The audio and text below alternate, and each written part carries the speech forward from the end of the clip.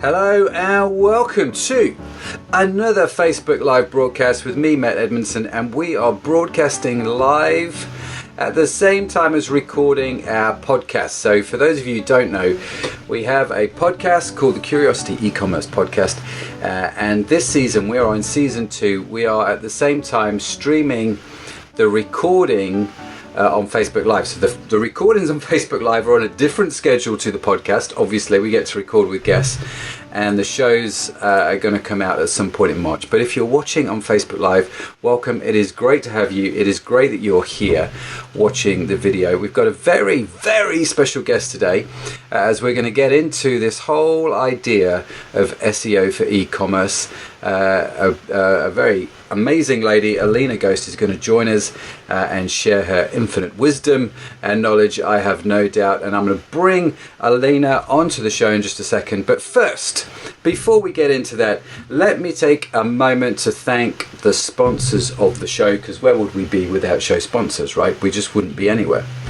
And this show is sponsored by the amazing Curious Digital. If you are looking for a new e-commerce platform, whether you are just starting out in business or whether you have, like me, you've got a bunch of e-commerce sites that are very well established and you're looking for something that is really going to take it to the next level, then check out Curious Digital. That's Curious with a K, curious.digital. You can actually go to that website, www.curious.digital. Tell them I sent you. It is an amazing platform. Do go check it out. It is the one that I use. And in the last Facebook Live, if you watch that, you will know that I also talked about a new company which is being set up called Lightbulb Agency. I say new. Lightbulb's been around for a while. In practice, it's just, there's a long story which I won't bore you with, but Lightbulb is coming to the forefront. Lightbulb are also sponsoring this show. If you run an e-commerce business and you need help with products, you need help with fulfillment, you need help with your e-commerce marketing, Lightbulb are the company to check out, so make sure you do check them out. I will let you know when all of that site's live. It's coming soon. It's going to be epic. Anyway, all of that aside, the amazing show sponsors aside, let me, without further ado, introduce to you Alina. Alina, hi. You are now on screen, and I'm hoping people can actually hear you. Hi guys, hopefully you can hear me. Thank you so much, Matt, for having me on the show. No, it is fab to have you. Thanks for joining. Really appreciate you taking the time to come and share your genius and your expertise with us. It says here you have worked for nearly a decade in digital marketing. Is that right? Yeah, exactly. So I've been doing search engine optimization. So most people know it as SEO for short, and don't ever think that it says CEO. My sister's done that before. She once told somebody that I was CEO of Debenhams when I was 24. That was good going. Yeah, well done. I wish. It's all downhill from there. Yeah. Exactly. So I've been in SEO for nearly 10 years and have had the likes of working for really big brands like Debenhams, Tesco, and Carpetright. At the moment, I'm SEO Manager at Amara, a luxury interiors brand, but I absolutely love doing this. So I do host my own podcast called SEO. I was going to say you do your own podcast, right? And how's that gone? How have you found that? Yeah, it's been nearly 2 years, so definitely. Wow. Definitely progressed. It was nice last year to get to that stage where people were actually coming to me to be guests rather than the other way around. But for me, actually, I don't do it for monetary value. I literally do it to have a bit of fun and get to know people around the business and get enthusiastic about digital marketing again. It's one of the amazing things, isn't it, about doing a podcast? This is our second season, and this is the third podcast, or maybe the fourth podcast I've done over the last 4 or 5 years, and I love doing the podcast. But you are right, you do get to meet some incredible people in your industry, don't you? It's one of the things that they never tell you about with podcasting when you actually start. But it is one of the amazing things that happens as a result of doing it, as you've discovered, right? Definitely. There's so many talented people out there trying out different experiments and doing tests constantly. So it's awesome to learn from them and then not make their mistakes. Yeah, totally. No, I get that totally. So So you've got your own podcast. Where can people find that podcast if they wanted to go see it? Where would that be? Yeah, so I've got a website with all the show notes. So simply go to aghost.co.uk. So very hard to forget. A ghost. Just go. It's not a haunted site. It's actually your personal site. Exactly. Thumbs up to that. That's brilliant. No, that's awesome. So aghost.co.uk, and they can find your podcast if people want to dig more and delve deeper into e-commerce SEO. That's fab. Should we jump into it? Should we get into this? Yeah, that's great. See where it goes. Let me pull up my notes here. So, the title of this podcast is called The 3 Pillars of SEO for E-commerce, and this came out of our pre-podcast call, Alina, between you and I. You talked about 3 specific pillars that you need to have for good SEO for e-commerce website. Can you tell the audience briefly what those 3 pillars are, and then we're going to get into them into a bit more detail? Yeah, sure thing. So I do a lot of training with startups anyway, so I think it's really helpful to understand the basics of SEO. And as I said, like the 3 pillars are usually technical, so making sure that your website is seen and understood by search engines, by Google, especially in this market, because Google owns over 97% of the search market. So I will be saying Google rather than search engines. And the second one is usually content. So that's around creating the right content for your potential customers, for your current customers, to ensure that you understand the intent and where you get them at a particular time of their journey as well. And then in terms of the third one, that's usually link building. So that's usually the dark art, but hopefully it'll be a little bit easier for you to understand once we go through like this episode. That sounds great, because like you say, link building is a bit of a dark art. I cannot tell you, it's like a few years ago. I don't seem to have it so much these days. Maybe the guys at the office get, and I don't get the calls so much, maybe that's why. But it used to be every other day somebody would call me with, a new way of building links which would just take my business to the top of the tree. And I always just ignored them. And I'm glad I did, because I think, was it a few years ago we had that Penguin update from Google, which just, it didn't like all that crazy link. Updates. Sorry? There's been tons of updates. And essentially, the rules have changed dramatically in the last 5-10 years. So it went from like being able to do spammy tactics on, let's say, like websites that you can buy and just push loads of links towards one website, and that helps you rank. And at the same time, you could do the same thing with keyword stuffing. So you can add the same keyword so many times. So imagine you offer legal advice. So if you mention legal advice about 100 times on one page, you show up at the top. So obviously that. Do that now, though. Don't do that now. If you're just tuning in, don't do that. Exactly. But apart from that, also like bribing your way to the top. So actually getting getting links from bloggers, you have to do it in a particular way, so that it's actually within the Google guidelines and it's still relevant to your brand. Well, I'm looking forward to getting in this. So let me just recap, right? You've got pillar number 1, which was technical SEO. This is all about Google and what Google thinks of your website, right? You've got content SEO, and you've got your link. But I'm doing that, they can't see my hand.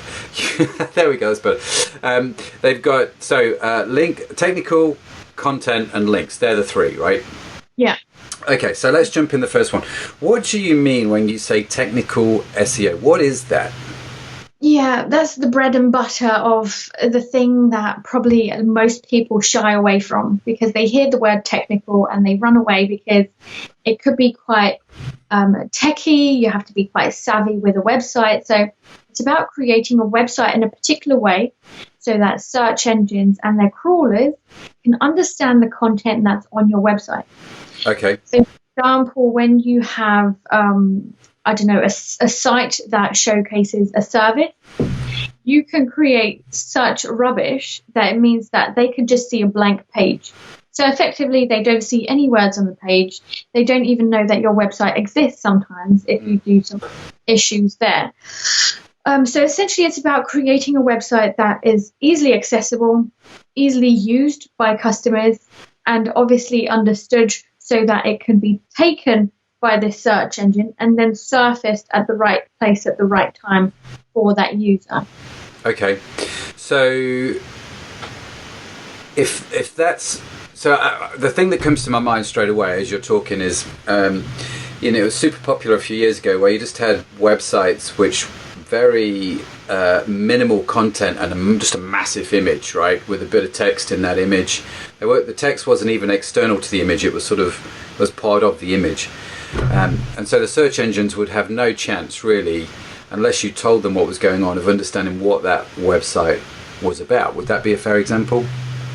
Yes, exactly. And we see platforms like Wix, dare I say it, that still do that, where you can drag and drop elements of a page. And yes, they're trying to fix the issue, but people who are using platforms like Wix, unfortunately, their search, like SEO, isn't great because search engines find it really difficult to understand that content. So essentially, a really interesting point, isn't it, from the technical SEO? Actually, the platform you pick then becomes really critical for SEO. I don't have personally any experience with Wix, so I wouldn't be able to join in that conversation too much, but I get what you're saying, that actually some of the bigger platforms do have issues when it comes to creating a page that is SEO friendly. That's right. So yeah, so essentially I'd say it's more around, so like if you have WordPress, which is probably one of the most used platforms, you can get plugins that are just for SEO, so like helping you with sitemaps, robots, Txt File, which we'll probably go on to a little bit later on, but essentially like creating content, so like that snippet that comes up on Google search results, we ensure that there's a snappy like call to action in there, and that's also SEO because you're enticing people to click through to your site.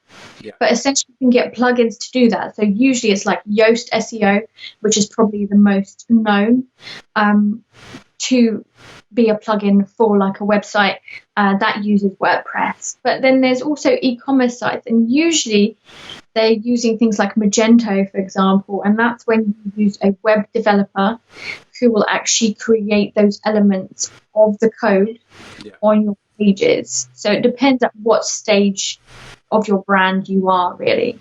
No, it's the same for us. We use the KD platform I mentioned at the start of the show. We have something called SEO Matic on that, which is brilliant, and all the things that you've just mentioned, it's there in the plugin, and it's great. So I guess technical SEO, first thing we've got to think about then is make sure that your platform can give you the aspects that you need. Now, you've mentioned some of those things, but what are some of the things then that we need to look out for on our platform?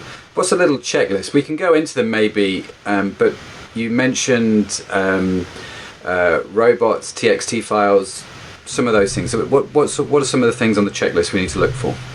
Cool, yeah. So the two fundamental files, I would say, is the robots Txt file and the sitemap. So sometimes the robots Txt file could have simply 2 or 3 lines. And what that would say is that, yes, I allow any search engine to come and have a look at my website. So there are lots of examples online where you can easily do this. It's quite hard to explain without actually like visual. But essentially it's like using an asterisk and making sure that you're not blocking your website, because you can use this one file to block your whole website to Google. And it's important to know that, right? Because Google comes along and they look at this file called robots.txt, right? And it will do what it says in that file. And if it's not configured right, then the rest of it doesn't make... Is this the first thing that Google looks at? Is it the first thing that it comes to see? Yeah, so the reason these two things are fundamental is because it's the robots TXT file and it's also the sitemap document, which the sitemap outlines every single URL that your website has. But obviously some URLs you don't actually want to be shown. So if you've got like a login section, you've got a customer service section, you don't actually need to ensure that those are on the sitemap. The The sitemap is there to help people understand what pages you have so that they can go onto those pages and crawl those pages. So understand the content that's on those pages so that then they take it in, like search engines do, put it into their database so that when a user comes along and types into Google, I'm looking for this particular thing, they take this information and bring it back out into the search results so that effectively your website is now shown on page 1, page 2. So the critical thing then, the robots.txt and the sitemap, these are the two crucial pieces of technical SEO that we need to get our heads around. They're the top of the checklist, and you can, like you say, you can Google this, and within inside of 10-15 minutes via, I mean, I'm a big YouTube fan, there'll be videos showing you how to set up these files super easy on YouTube, and you can quickly do them. Even if we go back to that whole Yoast SEO plugin, plugins do this for you. So basically you can essentially just tick some buttons, say, yes, I want this page to be shown, this be indexed. It will be done for you. So it depends what platform you use again. Yeah, the platform and the plugin, and there'll be something on YouTube which goes into that in specific details for your site, for your plugins. And of course, people can always reach out to you if they've got, you know, if they need a bit of sort of signposting. But so we've got our 2 points. We've got our robots.txt file. We've got our sitemap. What else should we be thinking about? What else should be on our checklist for the technical SEO? Well, I personally think that the navigation is one of the most fundamental things that is on your website. Are you talking about the main navigation? Yes, essentially it helps the user to get around, so your customers to get around your website, to find the content that they're looking for, to find the pages that you have, find out more about you, because you've got that, like those about us pages, potentially you've got a blog and inspirational section, but essentially you need to ensure that that is categorized and well put together, in the sense that you have a clear hierarchy. You have like those categories at the top, you've got the subcategories, and then potentially you've got like the products underneath that. So imagine it a tree, like a branch. So it starts off but upside down, in the sense that this is the home page. Yeah. Where does the home page go to? Underneath there's the subcategories, etc. Yeah, almost like a family tree, isn't it? These things to sort of cascade down. So when you're doing categories at the top, I don't know, let's pick something that we're going to sell. Let's say we're selling clothing, for example. What sort of main categories would you choose? Would that be data driven? Would that be just gut feel driven? How would you figure out what a good way to do the navigation is? I think it depends what stage you are of your business. I think when people start out, usually they go by gut feel. Usually you know what customers are looking for, but essentially you could be using tools from Google itself, so like keyword planner tool, to help you understand how people search for a particular thing, and then use those keywords in the navigation. But essentially you should be creating categories and subcategories by what users are doing. So it's like usability. So like going back to that whole UX factor. So like, what is the user experience? Are they actually clicking on the right category to find the right product? And you can actually do some studies, which can be sometimes quite cheap, in the sense that you get about 12 people who are your audience or your target market, and then they actually answer those questions online for you. Or you can do something much bigger. So when we were at Tesco's, we actually had people coming in groups to talk about the product and the categorization, how they shop. Okay, so you got people in, you asked them a whole bunch of questions. Exactly. Yeah. I mean, we've done that with our companies. We've got in clients, how do you use the menu? We need to understand that better. You can use programs like Hotjar now, can't you? You can record how people use it. Heat maps, reporting, definitely. Yeah. Heat maps really good one because that's quite easy and cheap to implement as well. And essentially you can see who hovers over what areas in your navigation, what is actually important. But at the end of the day, use your reporting. If you're on Google Analytics, surely you'll be able to see what gets clicked the most as well. And not only is it about having the right categories, but it's around where are you positioning those categories as well.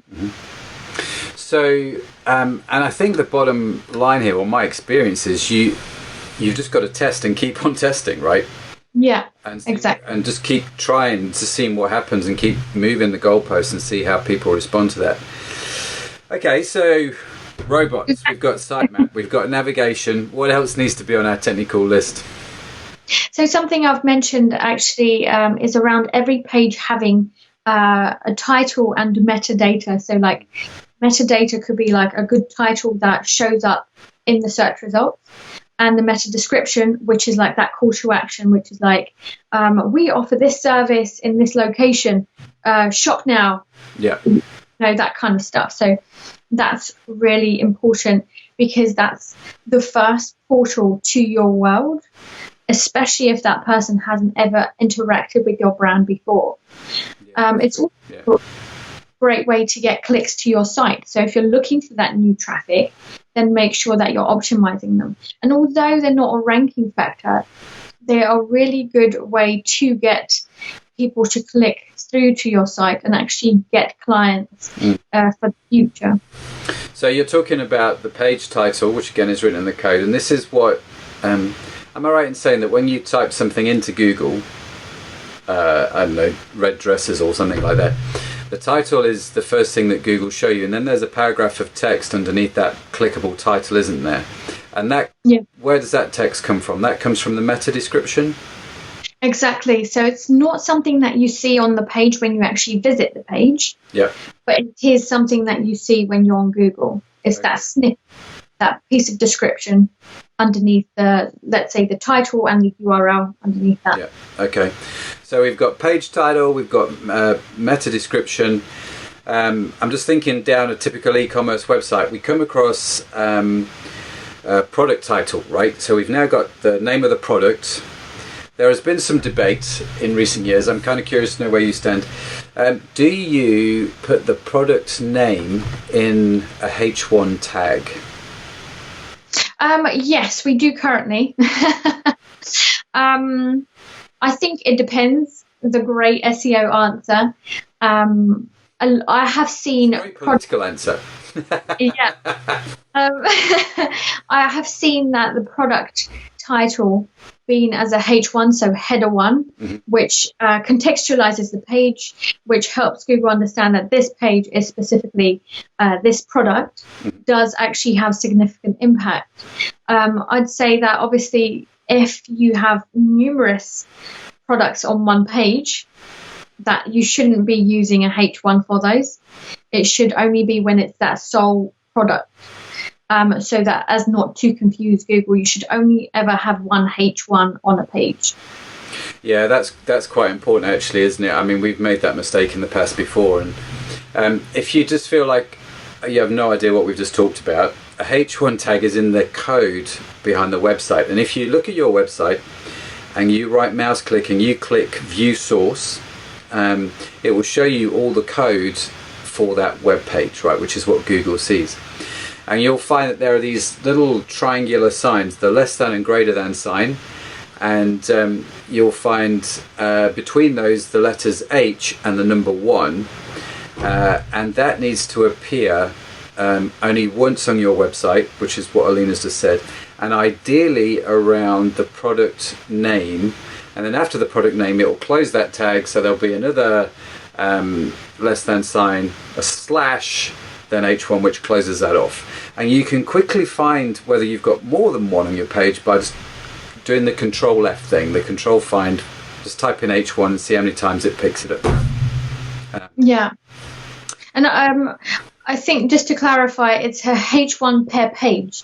So not per website, but per page. And essentially, like, the reason technical SEO is shied away from is because it is coding. It is basically it's HTML. You're learning the basics of HTML right now, but it's essential for us to optimize that code in order for a search engine and a crawler or bots or spiders, so many people call it different things, to understand your website. Yeah, and this is where I'd say, actually, if you're doing e-commerce and you're serious about e-commerce, you've really got to get your head around the fact that SEO is going to be critical to your business, and you've got to make sure you've got the right plugins, some really great plugins, which is going to help you deliver this stuff and deliver it well, right? I mean, that's fair comment, and I think it makes a lot of sense. So we've got the product title, we've got the image. How do we help Google with images? Is there anything that we should do there from a technical SEO point of view? Oh yeah, there's a few things that we can do actually with images. It's funny because Google is trying to get smarter and smarter with actually understanding or throwing artificial intelligence and machine learning at images to understand it better. But they're still not quite there yet. That's way above my pay grade, let me tell you. So essentially we can add things like image alt tags. So they're also called image alternative tags for the longer term. Yeah. ALT, isn't it? Alt. You'll see that in some of the plugins, the alt tag.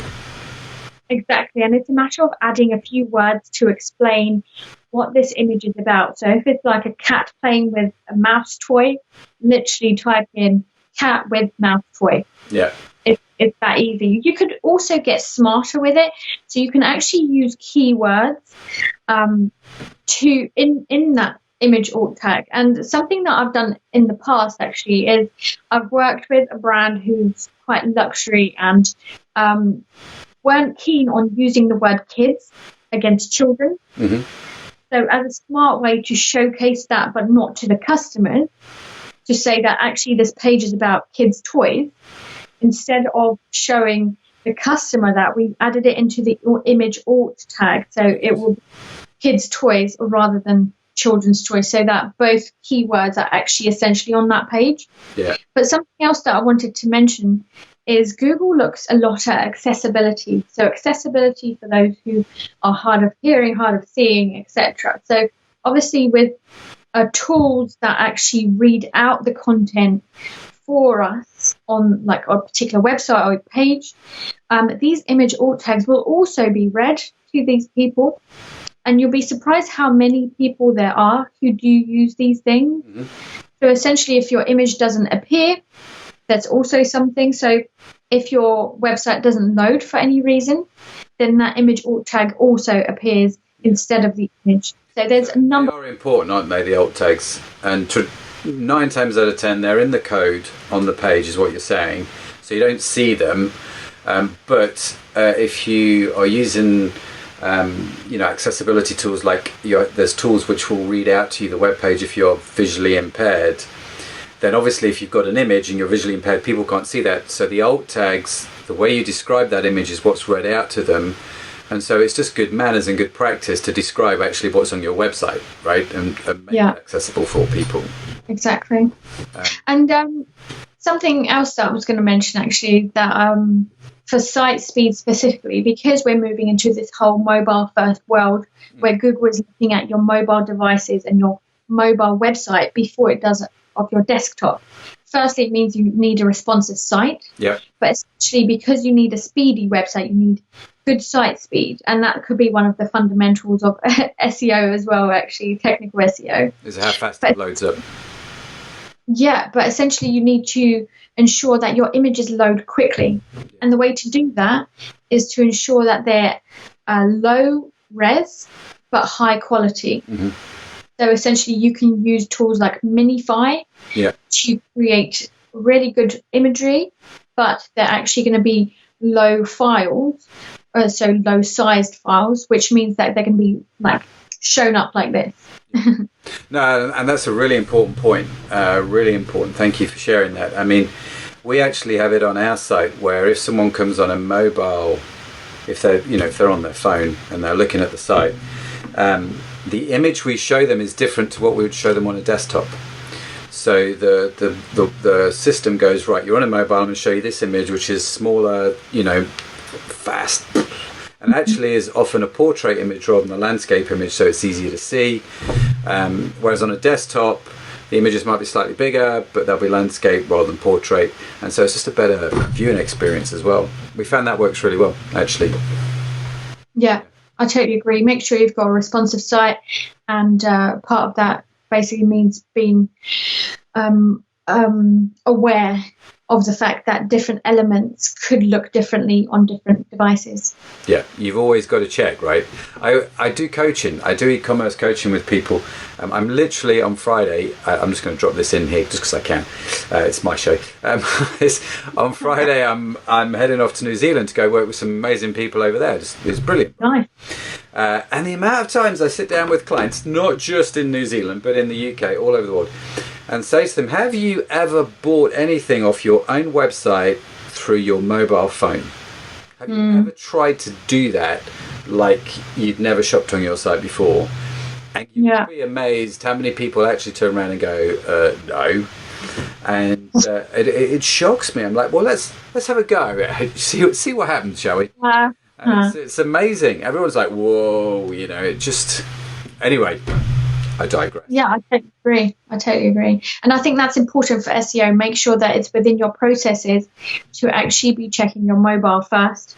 As I mentioned before, Google looks at your mobile website first before it does your desktop. So actually mobile is more important. How are you showcasing your content? Do people want to read chunks and chunks of content before they get to your services or your product? Probably not. So have a think about how you're actually portraying it. Yeah, and lay them out. So technical wise, is there anything else that we want to touch on? Because I'm aware of time and I know we've got a lot to cover, right? Plenty. So we've got... sorry? We can go into JavaScript as well if you like. Maybe in another show, and maybe I'll get Sam, my friend from the office, to come and do that show, because I haven't got a clue. I have, but not as much as he has. So we've got one of the questions we've got here, actually, just going back to the sitemap statement. So we've got our robots.txt's, we've got our sitemaps, we've got title tags, we've got meta descriptions, we've got products in H1 tags, and we've put alt tags on our images. But just back up to the sitemap stuff. Have you got any setup tips for how to do that well? It's one of the questions that we do get asked from people. How do I do that well? Or is that just something you would say, again, just head on over to YouTube.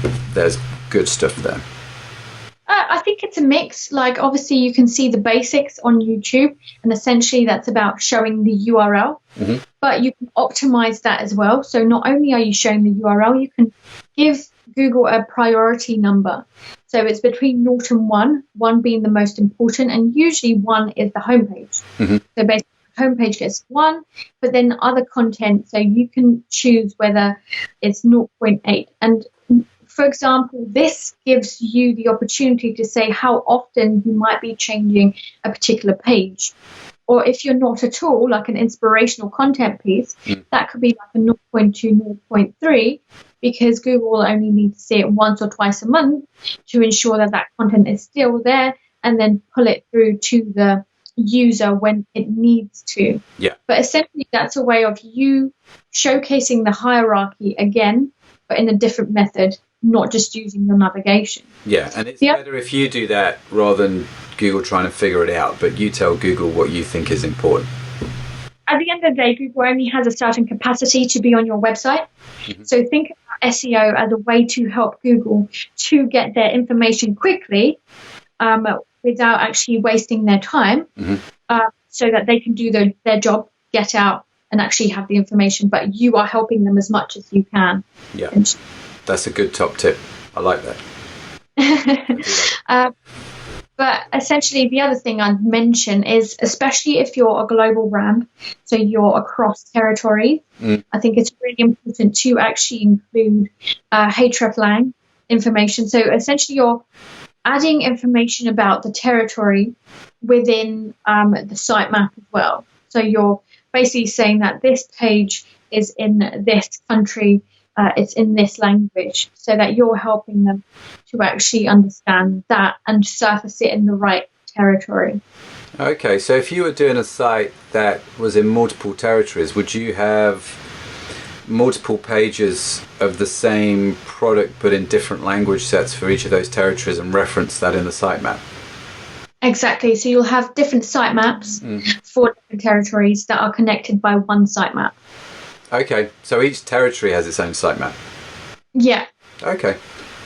You can also have different sitemaps for like your imagery, videos, or different parts of the website. So, for example, if you have an inspirational section, you can have that in a separate page.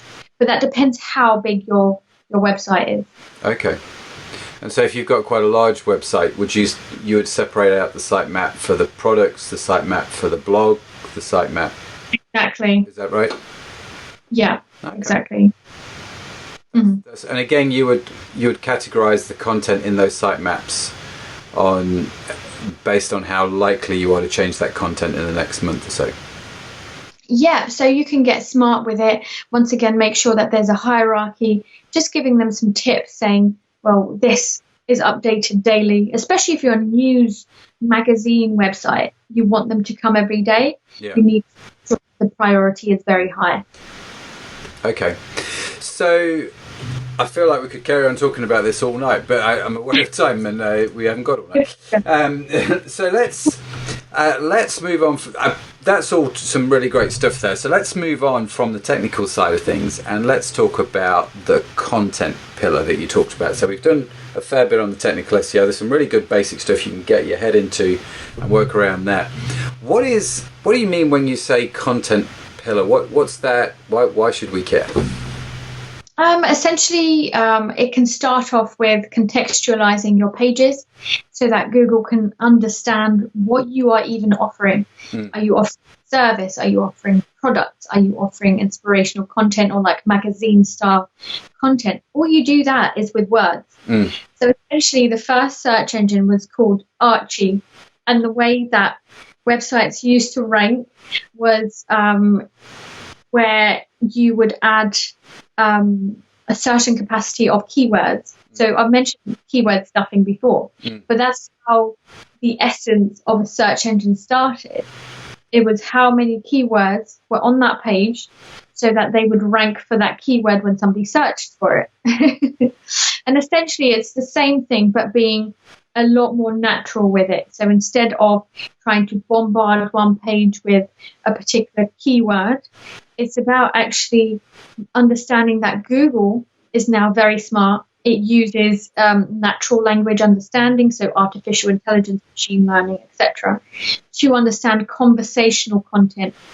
So I've dug deep very quickly. I just realized that. But it's essentially about creating content to match a user's intent very quickly and very easily so that Google can basically show you at the right place at the right time. Okay, so I think what I'm hearing you say here is, one, don't try and outsmart Google with, old strategies like keyword stuff, and Google is way smarter than you, just deal with it, right? Yeah. Play by the rules is usually the best policy. Yeah. But when you're talking about this content then and creating that sort of content, let's specifically, for example, let's go back to the site and I'm selling dresses or clothing or whatever it is that I'm selling. Jewelry is a popular one, isn't it, at the moment? What sort of things would you be looking to do if that was your website? What sort of content from an SEO point of view would you be looking at, practically speaking? So usually how I teach the startups, it's about figuring out the search intent. So there are 4 different types. Usually it's navigational. Yep. Like you can go onto Google and actually, like, if I'm looking for a dress, I'll be like, okay, I need ASOS red dress, for example. I know exactly where I'm going. I know the exact brand. I just want a simple way to get into that page without going through the ASOS homepage. That's navigation. Yeah. Then there's informational. So like how to cook something, how to make something, what is this? Yeah. So that's information. Then there's around actually purchase intent. So actually wanting to buy something, knowing a brand, but maybe you're just looking around as well. So it's around like buy now. Yeah. Be an example. And so what was it? Informational, navigational, purchase. Put me on the spot here. Discovery. I want to say it's just like, it's essentially you're not quite sure what you're looking for. So you could start with something really generic, just like a dress. But I don't actually know the brand. I don't know the color. I don't know the style that I'm looking for. So you're basically, Google is offering you, because of that personalization, it could offer you anything. So it could be because you've browsed something previously and knows that you like a particular brand. Or it could just show you something because of PPC, so pay per click, and adverts and things like that. So essentially what you want to try and do when it comes to content is understand the keywords that people are searching for your brand, and where in those buckets, those pools of search intent, do they actually sit? Okay. So, for example, are there any services or products that you sell that have a purchase intent? Do people have that? If that's the case, make sure that it's like in the product pages, make sure it's in the service pages, so that people can find your pages when they need to. So yeah, apart from that, I guess it's about going and actually using that information for a complete content strategy. So like understanding where in that search journey can you get that user with your content. So for example, if you know that somebody takes 6 months to research a particular sofa before they buy it, then you need to ensure then you need to make sure you've got a buying guide for it. You need to make sure like how to find like what types of sofa are there. There's a corner sofa, there's normal sofa, etc. So normal.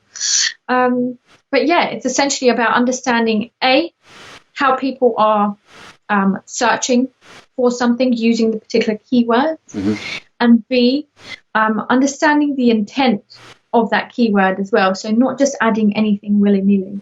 Yeah. Okay. So I understand the intent side of things. I mean, I liked your 4 buckets there. They were great. So just remind me what those 4 buckets are. We've got purchase, navigational, inspiration, and discoverability. So we've got those 4 buckets. And so it's putting content on your site that connects with each of those buckets and understanding how the user is going to connect with those. I get that. So practically, does that mean things like blogs, for example, like content marketing with a blog and putting stuff on there like your couch idea, how to choose the perfect couch for your front room? 6 questions you need to ask yourself before buying any couch. Yeah. Is that on the right track? Am I getting this right? Yeah, I think so. Most blogs are informational / inspirational. So basically, it's about getting people to think more about a product or a service or a lifestyle. A lot of blogs obviously have like affiliate links, so basically where they sell the product. So sometimes it's about reviewing a product, and obviously they do it from that angle. But in terms of like informational, it's about using the tool. So I've already mentioned one in terms of like the keyword planner tool. That's a Google tool that's free that you can use and sign up to. So if you just go to Google and type in keyword planner, that'll come up, won't it? Yes, exactly. There's Google Trends. So you can actually see the seasonality of some keywords or some products that you might actually want to be selling or using the keyword for. Yeah. And then you can use something like Answer the Public, one of my favorite tools, and essentially it gives you loads of questions around a particular topic. So if you type So I've got a huge white German Shepherd at home. Casper. So Casper, the friendly ghost. Yeah. I basically can type in German Shepherd dog into Answer the Public and come up and see all of these questions that come up that say everything that's relevant to German Shepherd dog. So how to clean them, how to train them, anything that people have typed into Google, there would be lists and lists worth of questions. So that could be a way to create a content strategy for that inspirational, informational section specifically. I'm with you. So you go to Answer the Public. Is it .com, .co.uk? I'm pretty sure it's .com. But just Google Answer the Public, it'll come up. So you go to Answer the Public, you put in your topic, German Shepherd, Casper the Friendly Ghost, and then you'll see a whole list of questions, and you can use those questions to go, actually, we could do content around those questions, so when people type them into Google, hopefully Google throw us onto the search engine results, and people, because it's the title of the post or whatever is the same title as the question that you've typed in, there's a high chance you're going to click through and read it. And I think that's a great tactic, especially if you're just starting out. Yeah. Because like if you're a massive brand, you don't often have to work so hard, dare I say it, in order to optimize every single page so that you show up. And the reason for that is because people already trust you, people already trust your brand, people know what kind of products you sell. On the side, if you're niche, if you're quite a small brand, you need to go for those long tail keywords. So long tail keywords are 3 words or over. So 3 keywords together. For example, red velvet cushion, rather than just like a cushion. Yeah. So you have more opportunity because it's less competitive, because you, let's say, optimize for that particular page more. There's less search volume. So in terms of like people searching for it, there may be less traffic coming to your site. But I've found personally that actually the conversion rate is so much higher because people know exactly what they're looking for. As much as 10% higher conversion rate. That's massive, right? That's massive. Huge. So actually, by optimizing your page for the long tail keywords, red velvet cushion, you're more likely to get traffic from Google than if you just do cushion. And actually, the traffic that's coming to your site is more likely to convert because they've typed in red velvet cushion, and so giving them exactly what they're looking for, rather than them having to come to your website and then try and find the red velvet cushion, right? So you're marrying that up, which is great. Now, if I go to my e-commerce site, right, and I've got my red velvet cushion, and I've got my product page, and I've got some pictures, and I've got the title and the price and the mini description, blah. But let's say I've also got some posts that I want to do around how to lay out the cushions on your couch so it looks like a lifestyle magazine every time. Also, I don't know, do you know what I mean? Those kind of things, or the best color combinations to go with your red velvet cushions, or there's all these ideas that you could do around it that maybe you've got from Answer the Public. Do I put that content on the product page, or do I do a blog post around each of those questions and link those to the product page and the product page to those blog posts? Do you see the difference in the question? Yeah, I recommend that it's a separate page, and the reason I say that is because you might want to use it more than once. So for example, you might have lots of cushions. So if you're doing lots of the same content, so imagine you literally copy and paste your content, that's what I'm imagining now, on every single product page. That's very naughty, and basically Google doesn't like that either. So never duplicate any content. Make sure that there's unique content on every single page. So essentially having a separate page for this buying guide, and then linking from all of your product pages to this separate page would be the ideal scenario. But make sure that there's always a way back for them to shop. Back to it. So this is where your breadcrumb trails come in. This is your browsing history and all that sort of stuff. So that's an important point. Let me just re-emphasize that and maybe frame it in Matt's language, just make sure I've got this. It is better to have a single page with your buying guide and link from 100 products to that buying guide than it is to copy the content from that buying guide onto the 100 product pages. Yeah. Have I summarized that correctly? Perfect. Mm-hmm. Brilliant. Awesome. Okay, so we've got our technical SEO, we've got our content SEO. What are have you got any more tips on how to create good quality content? So you've given us some look at Google Trends, look at Google Keyword Planner, look at Answer the Public. Have you got any other? Yeah, so I'm going to cheat in this one because this one is a mix of content and tech. And I think it's the price of one. It's not cheating. Exactly. It's all about how you sell it, Alina. It's all about how you sell it. Okay. But essentially, it's about you've got the right content, mm-hmm. and it's going back to like, why don't we optimize it and make it as easy as possible for Google to understand that content? So what you do is actually use schema markup. Okay. So if you go to schema.org, essentially it's got loads and loads of dare I say it, coding, so that you can mark up your page in a particular way to showcase Google the content and the information that you have on the page. So I'll give you a couple of examples. Firstly, product pages. You have things like price. You have things whether they're in stock, out of stock.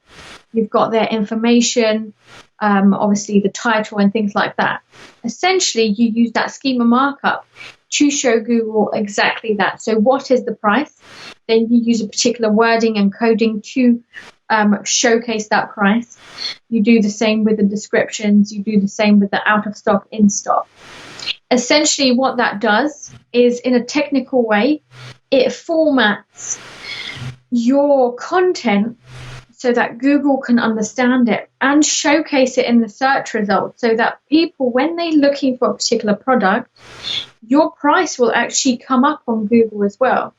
And you'll be able to see whether it's in stock or out of stock, so you'll get less bounce rate, for example. Yeah.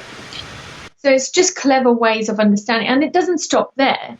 I guess the other way is actually about having instant answers. So the position 0, where you have a search result. So on Google, you can see a snippet that's larger than all the other snippets. Yeah, you can. Yep. And it answers usually a question. Yeah. So usually you can use schema markup to encourage to be at that top section. Okay. You get more share of voice on Google by doing that. So those large snippets come from the schema content in your website, and if you just Google how to do that, you can add that, and hopefully Google picks that up, gets you to the top of the page one. Yeah, sometimes it can be as easy as putting in a list. So if you've got like step 1, step 2, step 3, yeah. Sometimes it's just a matter of adding. So like in coding world, it's like a L within like all square brackets. And it's essentially just something as easy as that, like implementing simple tech changes that actually might make a big difference. Wow. Okay. So that was the 2 for the price of 1. Check out schema, schema.org. Yeah. There's all kinds of top tips there again. And again, that's going to come down to the platform you use, but it is worth doing that and doing that right, because you're right. You're in effect putting your website in Google's language, so Google can understand your website an awful lot easier, which is super important for e-commerce, right? Because, we've all got price tags, we've all got, and if we've all got different names for it, Google doesn't know which way it's coming. So using schema, I think, is a no-brainer. Okay. Yeah. So in the last few minutes of the show, let's talk about the dark arts of linking. And why I should ignore perhaps the guy that calls me every 2 minutes to tell me, he can do a great linking strategy for me. Yeah, at the end of the day, you can get really great, in quotation marks, linking, which you pay for. Actually, you can get 100 links in one day, and you will probably rank for, let's say, a day, maybe an hour on page 1 of a really good term. And in some industries, people still unfortunately do it. So, for example, gambling, it's a really competitive industry. So don't be fooled. People do still do it, and sometimes there is a use for it. Dare I say it? But when you're starting out, it's about having credible and relevant links. And how to do that, essentially, you should be able to create guest posts. So actually going to other websites and offering up good content in return for a good link. And it's not just about getting that follow link. It's about actually having it being relevant, and so that you might be able to get traffic and referrals from them. So, for example, you might put your expertise. So let's say I go to your website and I say, okay, I've got all these tips for SEO. Yeah. If you put my quote on your website and then link back to me, then that's great for me, because they are digital marketing website, and I might get a client or potential customer come through that link to my website because of that. Not just about that link authority. Sometimes Google basically, so when I mentioned about like that first search engine, not only there were two things that it used. First was the keywords, the amount of keywords, and the second was the amount of references that you got, because it started off as a university documents sharing platform. So essentially, the things that ranked at the top was the keywords that they used and the references that they got. So the links were the references. And before Google even existed, how people used to find content is through the links from other websites. Mm-hmm. So they'd go onto their friend's website, they link to someone else, they'd find the next website, and so on, etc. Yeah, you'd follow the rabbit trail, wouldn't you? See it. Yeah. And now, essentially, it's around being smarter than that. You need, if you're growing business, you need press links. So you can go onto things like Haro, which is help a reporter out, where you will actually get a few emails a day asking you for quotes and content or data. And if you actually give that to them, they're likely to link back to your website because of it. Okay. So that's Haro, Haro. Yes. Help. So it's about. Okay. Yeah. Or there's like a response source, I believe, but that's a paid one. So it's essentially about helping journalists and press. And they will essentially reference you. So you're creating that whole credibility around your brand and authority, which is fantastic. And it's not just about bribing your way to the top. So, for example, there's a time and a place for using bloggers. For example, we went through a stage a few years ago, maybe more than a few years ago, where you would give bloggers products and services in return for the links. But now you'd use it for different purposes. For example, you'd want an awareness piece, you want brand awareness, you want that traffic. So if you get good traffic from bloggers, that's exactly what you want. Also, actually having reviews about your products and services still does really well. So reviews, but away from your site. So people reviewing your products and services externally.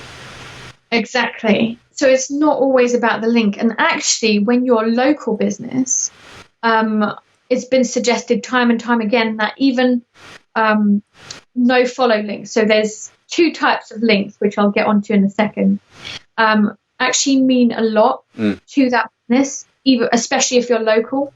So to explain the follow and no follow links, so Google at some point came out with some guidelines and said that actually, if you get paid for this particular link, or if you are given a product for this particular link, it should be a no follow link. So it's something, piece of coding that you add onto your website to that link that says do not follow this.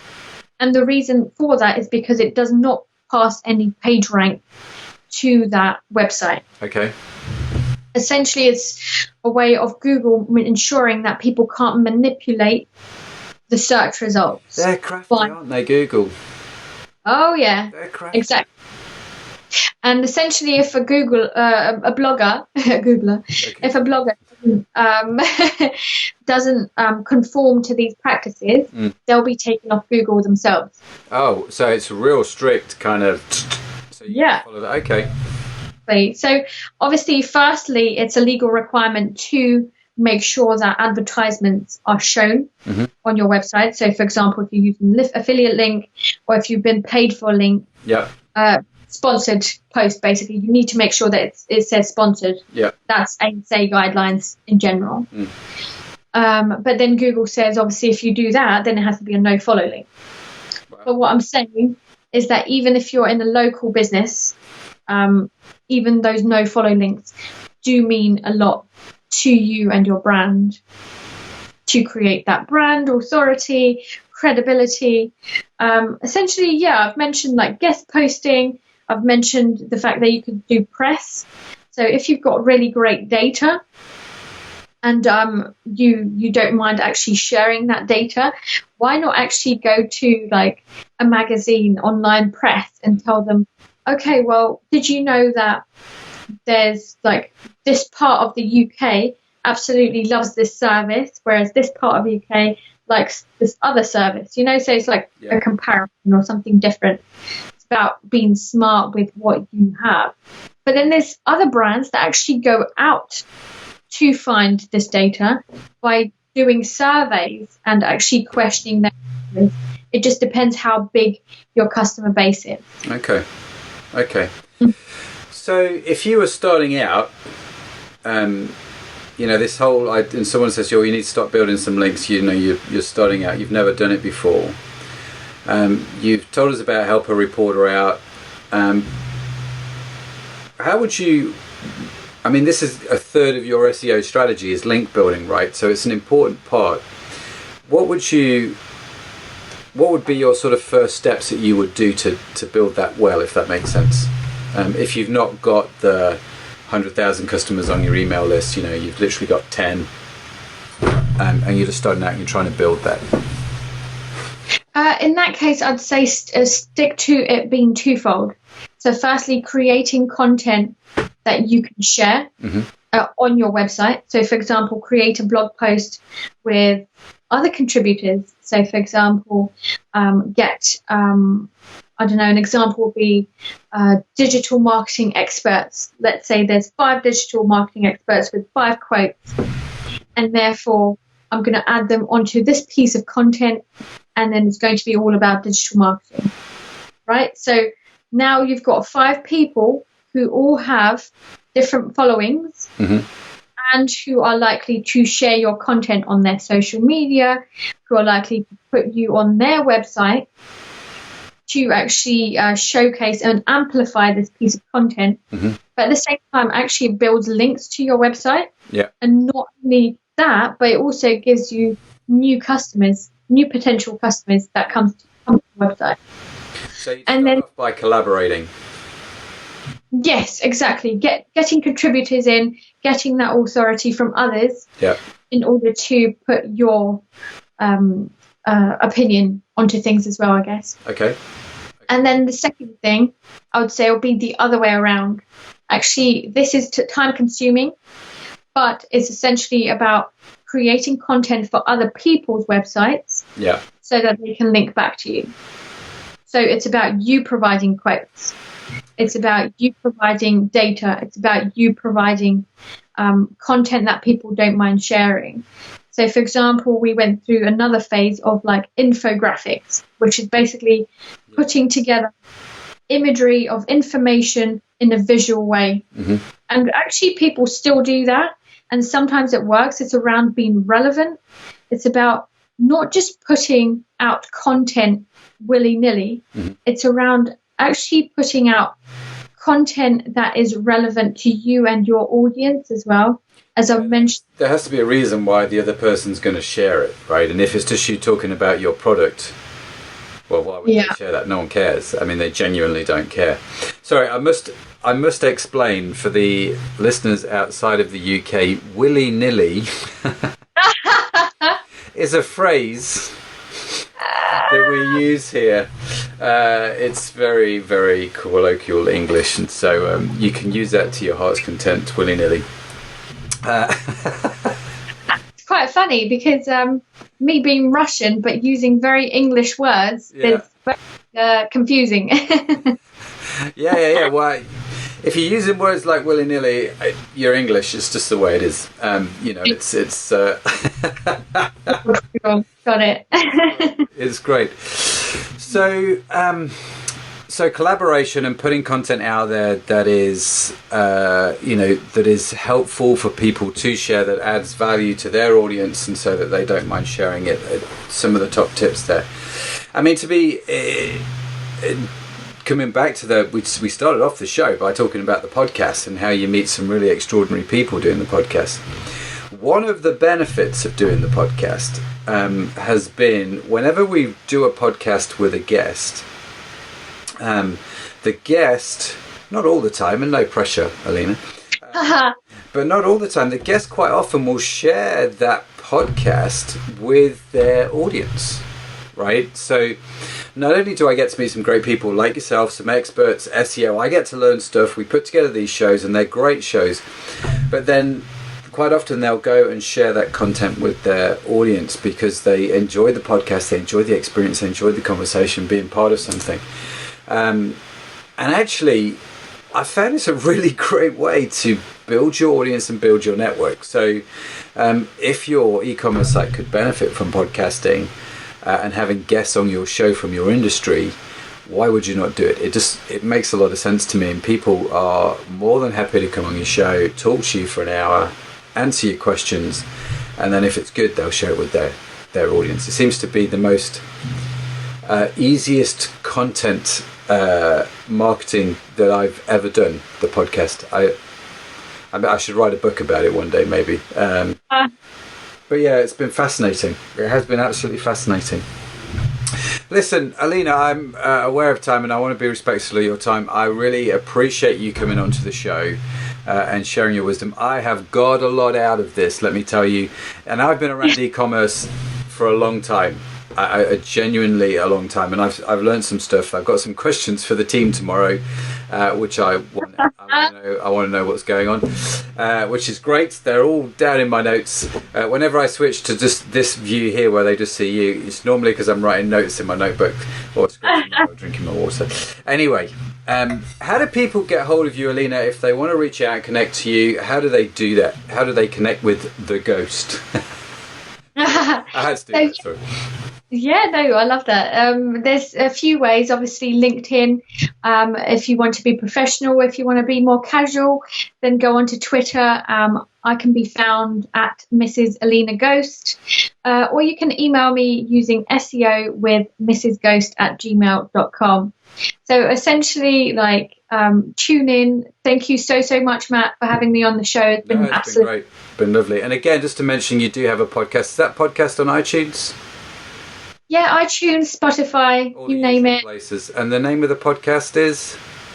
SEO with Mrs. Ghost. SEO with Mrs. Ghost. I like it. I like it a lot. Listen, Alina, just hold fire a second. I'm going to close out the show. I'm going to come back and talk to you. But thank you so much. It's been absolutely fantastic. Big thumbs up. Thanks. Perfect. Well, I hope you got a lot out of that. That was fantastic, wasn't it? Alina sharing her experience, her SEO wisdom and knowledge. And if you got something out of that, make sure you connect with Alina on Twitter or on LinkedIn or by email, which she gave you. We'll put all those details in the show notes if you want to reach out to her. And just reach out and say, hey, thanks for that. That was super valuable content. Really helped me out. We all can do with saying thanks a little bit more. So make sure you connect with her. It's awesome. And make sure you subscribe to the show wherever you get your podcasts, on Stitcher, on iTunes. And if you get a chance, I'd really appreciate you taking the time to give us a review, as it helps us get the word out, and people, we get to share with more people and help more people out, which is always fantastic. And if you haven't yet seen the Facebook Live videos, you can now check the podcast out on videos. You can watch them online too. We'll be posting them on YouTube. And like I say, we record these podcasts live, but broadcasting live on Facebook at the same time. So if you do get the chance, make sure you connect with me, Matt Edmondson, on Facebook. Sign up for the notifications, and whenever we do a Facebook Live, they are on there. You can come, you can join in, you can write your comments and your questions. So if there's a specific guest, like with Alina today, you can write in your questions as she's talking, and at the end of the recording, when I go back, those of you that ask questions can get them answered by the podcast guest. I mean, that's just mind-boggling, right? So make sure you do check out the Facebook Lives. They are worth getting involved with. I will be back again tomorrow. Actually, we have yet another podcast recording tomorrow. We're trying to cram in a few before I head off to New Zealand. Tomorrow's show is going to be epic, so make sure you join in for that. Details are coming soon. They will be on the Facebook page probably tomorrow morning UK time, so make sure you join us for that. All that's left for me to say is thanks again to Alina, and thank you for watching. I hope your e-commerce businesses are starting to do that wherever you are around the world. It's been great to connect with you, and I will see you next time.